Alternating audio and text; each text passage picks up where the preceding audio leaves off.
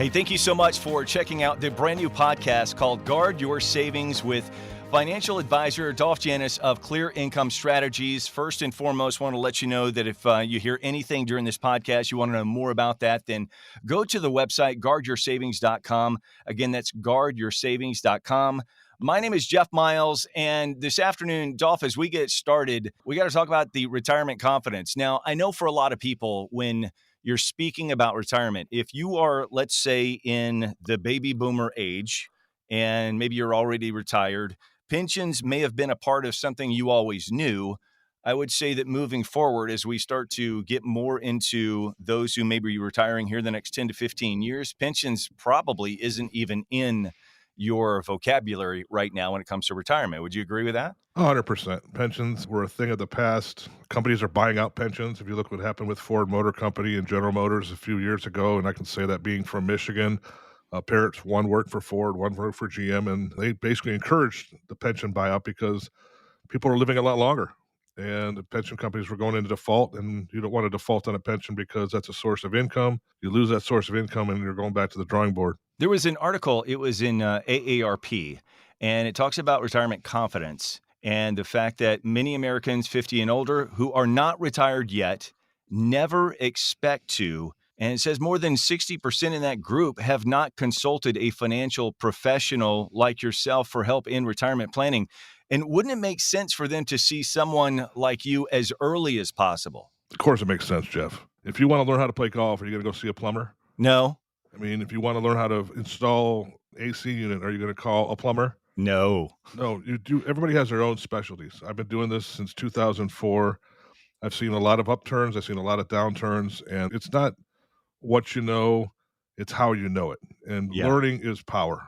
And every day I wake up in the morning, I tell my daughters, like, if you can learn something today, it's going to make you stronger. Everybody has a prerogative, like we were talking about pre-show. People are in that mode these days. Hey, I like to do it myself. I want to be that power person. I want to get there. I do it myself. And then you're trying to screw a light bulb in that doesn't fit. And you're saying, I'm going to get this thing to fit one way or another. This thing's going to fit in there. And then it's breaking. The next thing you've lost. What's the most important thing in this world? You can't take it for granted. Time. Exactly. Time goes by so fast. I mean, if you look at one of the worst tragedies in this world, I hate to talk about it, 9/11. Right. It's been 23 years since 9/11. Who won the World Series in 2001? Who won the Super Bowl in 2001? Nobody has an idea. But people do remember 2008. They remember 2009. They remember Right. what happened, all these, the market crashes, but people keep on getting that stubborn atmosphere of, I'm going to try to do it by myself. And if you want to do it by yourself, hey, I'm going to be the first one to shake my hand, congratulate you if you're successful. But if you're trying to put it together and you don't, it's okay to ask for help. But too many people are afraid to ask for help. Do you feel like that maybe there's too many different avenues for people who are in that, let's say, 50 years old and older, and they're thinking about, well, how am I going to get through retirement? I don't know if I'm going to have enough money to basically live it all the way out. But do you think that there's too many other avenues that are not being done by professional financial planners like yourself, where it's like, well, I saw this guy on YouTube talking about what I should be doing with my money? That is a great question, Jeff, and this is something when we talk about, it's what's right for the client, not what is right for you. There's a lot of different avenues out there. You have safe money, you have risk money, you have guaranteed money. Which avenue do you want to go? It's not how much money you have at the end of the day. It's what are you going to do with that money? How much income are you going to have from that money? Are you working with a captive agent or are you working with an independent agent? Myself, I'm an independent agent. I have access to everything out there in the safe money world, in the guaranteed world. Captive agents, sometimes they have one or two offerings for you. And they're going to say, hey, Jeff, option one or option two. And they could sell ice to an Eskimo. Right. They're going to convince you that that's the right thing. But why would you sell somebody who's 50 years old an income product that they have to start taking income in 7 to 8 years when they're not allowed to start taking income for another 10 to 12 years? Right. It's not a one size fits all when it comes to retirement. And it's hard to start saving money. As people are like, you can save for a vacation. You can save for a new TV. You can save Right. for a new kitchen. You can save for those things. You can car. Why not save for your future? Just a little bit every day. It's amazing how that just adds up. And people just refuse sometimes to accept it. Then you have the other side of the spectrum where people oversave. They save so much money, but they don't get to enjoy their life. And they're sitting back fishing. And when they're retired, they have all this money. And it's like, what am I going to do with it? And there's probably plenty of ways that you could use that money in a very useful way. I'm sure, especially if you have family. I mean, you start thinking about your legacy and how does that legacy then plan out. And that's why coming to see somebody like you would be beneficial to them because, again, if they don't know, well, where does that money go when they do eventually go on? Jeff, do you have a favorite restaurant you ever go to? I do, as a matter of fact. It's called Milton's. It's right next to my house. Yeah. And when you go there, do you order the same thing every time, or do you try and venture out? I could almost tell you word for word how the conversation is going to go with the particular server that's with us. My wife is going to get the peach mule. She's also going to get the filet, the garlic mashed potatoes, and she's going to get some asparagus. And yourself? For myself, I usually get like they've got a roasted chicken that I love, some sweet potatoes, and I usually go with green beans. Sometimes I'll get the asparagus, and they have a really good smoky old fashioned that I love. Pretty much the same exact thing almost every time. So is it safe to say your favorite restaurant, you pretty much order the same thing? Why? Because it's so good, you fear what? You fear change. I know it's good. And you're spending that much money on a meal like that, you're thinking to yourself, "I don't wanna be disappointed." And so many people leading into this is they're afraid of change. Like I've had people that say, I've been with my advisor for 25 years. Change is the hardest thing to do, no matter if it's changing jobs, changing your food order, changing anything in life. It's called a commitment. If you don't make that commitment, I talk about this all the time, is there's three sources of money. You got to have money to live on today, you got to have money to grow for tomorrow, and you have to have income. There's no other sources. And sometimes you have guaranteed and you have non-guaranteed. How much money do you want to put at risk? And when I'm talking to clients and prospects and educating, because I love being an educator first and an advisor second, is you look at your portfolio. If you had X amount of dollars, let's just say you had $100,000 sitting there in an account at XYZ Bank. If that money in 5 years is still worth $100,000, how are you going to feel? If it's 150,000, how are you going to feel? And if it's 50,000, how are you going to feel? Know your risk tolerance. Like your risk tolerance at this restaurant is, I know what I'm going to go there. I'm going to get what I'm going to get. I'm going to stick with it. Try something different every once in a while. If you don't like it, accept the consequences. But change is always a good thing, is learning about something new. And when you come into the world of income, Jeff, there's only three guaranteed sources of income. And you, right off the get go, you knocked one of them out of the park. And pensions, that's kind of dissipating. Right. Then you have Social Security, and then you have income annuities. Those are your only three sources of guaranteed income that you can never outlive. When it comes to people who need to see a financial professional like yourself, is there a age I would say that's too young to come see a financial professional, which I would already gather what the answer would be to that? And is there someone who may be too old, so to speak, to seek someone new for their financial advice? Once again, my youngest client is almost 10 years old. My oldest client's 104. Okay. And things change every day. I mean, the weather changes every day. Your job could change. Everything changes every day, and your situation would change every day. It's finding what you're looking for, and can the person that you're working for offer what you're looking for?